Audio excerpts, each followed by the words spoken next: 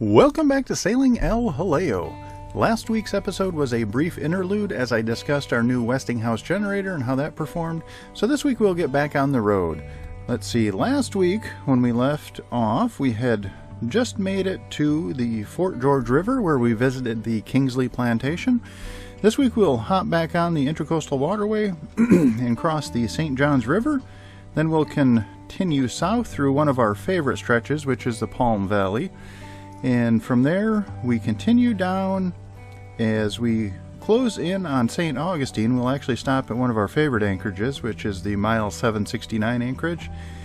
And from there, we'll continue to St. Augustine, which is basically our winter home. And from there, we'll go down to our final destination, which is our home away from home, and that is the Matanzas Inlet. So I guess we might as well go ahead and get right into it. Grab a drink, climb aboard, and let's get going. After spending a few days at the Kingsley Plantation, hunkered down due to cold weather, it was nice to get back on the road again. Once you get into Florida, the first major obstacle that you come up against is the St. Johns River, and it's really not that big of a deal, but it is a very highly trafficked area. And once you get to, if you're southbound, if you hang a left, you'll go out to the ocean. If you hang a right, that'll take you up to Jacksonville. And if you more or less go straight across, that'll keep you on the Intracoastal Waterway. And it can be a little confusing there depending upon which way the tide is going, because those navigational aids or the buoys do move around a bit in that area. So it is a little confusing the first time you come through the area. So just follow your navigation program and you'll be perfectly fine. And the tides, the tide swings in this area, they're not as pronounced as they are in Georgia. You may only get a 4.5 to 5 foot tide swing in this area, but the currents are very strong. The waterways are very narrow, and you do get some very strong currents.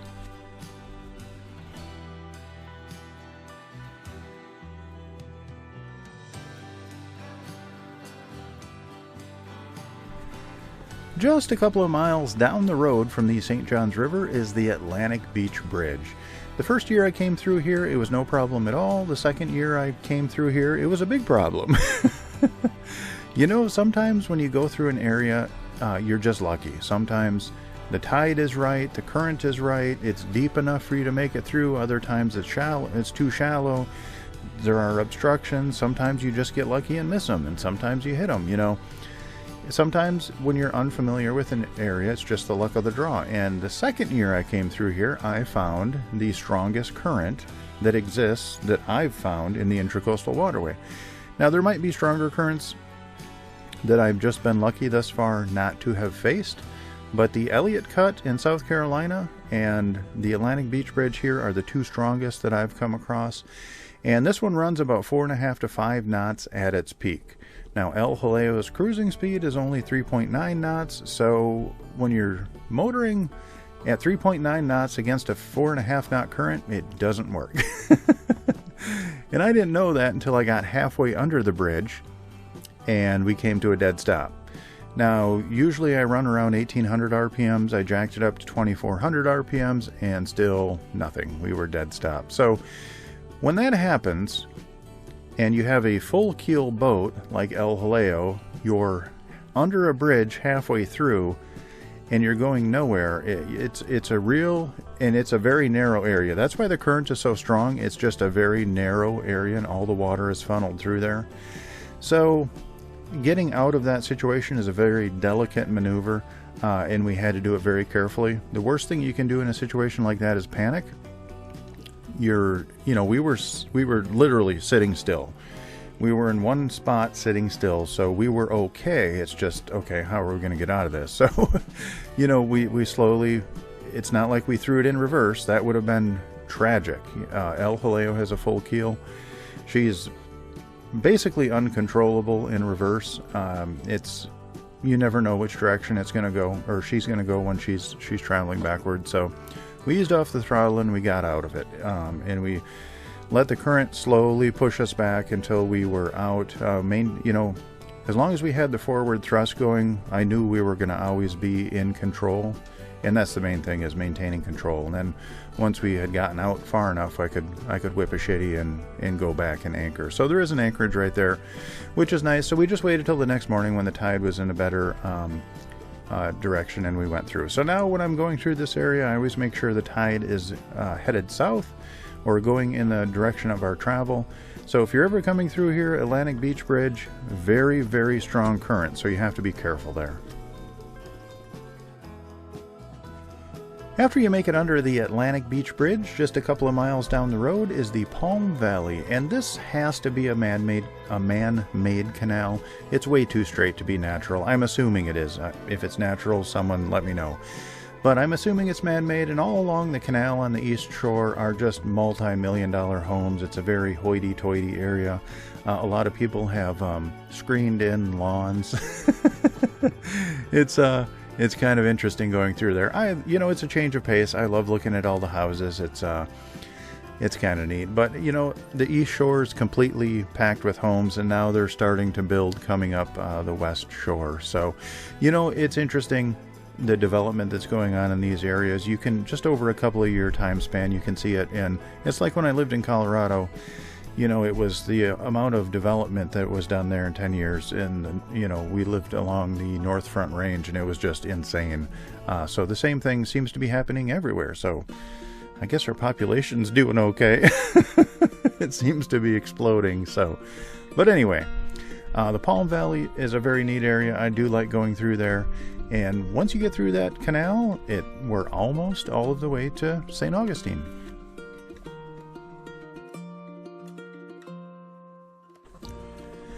About 4 or 5 miles after the Palm Valley is one of our favorite anchorages. It's the Mile 769 anchorage, and it works really well in the winter. It is just off of the Intracoastal Waterway, so you can get some wake if a big boat comes through going quick. That only happens once or twice a day. Typically in the winter, in the summertime it might not be such a great anchorage, but in the winter it works great. And the reason why we love it so much is there is a beach that no one is ever on, and it's a great place to take the crew to stretch their legs. Hey y'all, just thought I'd give you a quick update. We have made it to Florida. We've been here for, 3 or 4 days now, and the pups are enjoying the beaches.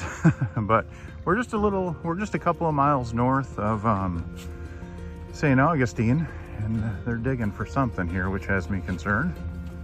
Hey, what are you doing, Toons? It's probably something. Hey, leave it alone. Hey, come on, leave it. No, it's a dead turtle. Come on, get out of there. Leave it. It's always something. Come on, guys. Hey, Neptune, leave it alone, buddy. Come on. Always with the dead things. But anyway, so we're here. We're just north of St. Augustine, and the kids are having fun on the beach. Neptune's tuckered out. He's hiding up over here in the shade, laying down.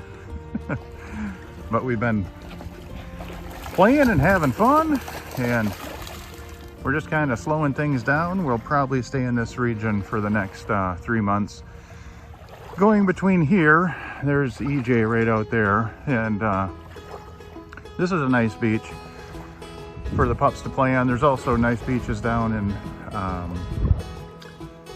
by Fort Matanzas, so we'll go down to the Matanzas Inlet, and we'll kind of bounce back and forth between these two places, and just kind of hang out and chill.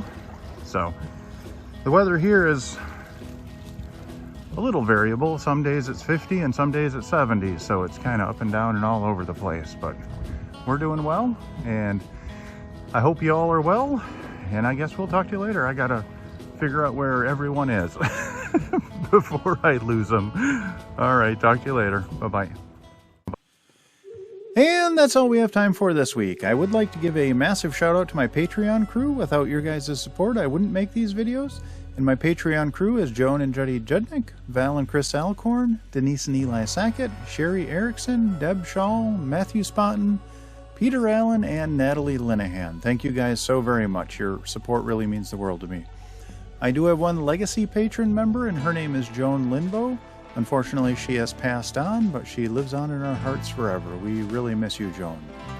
If you are interested in joining our Patreon crew, there is a link in the description down below, and that'll take you to our Patreon page where you can sign up. And there are hundreds, literally hundreds of extra videos and photos of our travels, and I try and keep everything there up to date and post at least once or twice a week. So it gives you a little peek behind the curtain. If you do like our videos, please like, comment, and subscribe. That'll help us out more than you'll ever know, and that actually doesn't cost you anything. So hit that like button. Alrighty, I hope you all are well, and we'll see you next week.